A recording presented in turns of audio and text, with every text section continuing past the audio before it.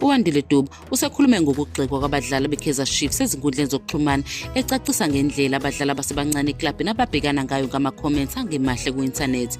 iKaizer Chiefs nomqeqeshi wayo uNasruddin Nabi bagxekwa kakhulu abalandeli ezinkundleni zokuxhumana ngenxa yokungenzi kahle kwabo kule sizini. Lokhu kugxekwa kuze kwaholela ekutheni kuzwakala umsindo ngesikhathi semidlalo, okukhombisa ukucikeka kwabalandeli ngokungawini kweqembu.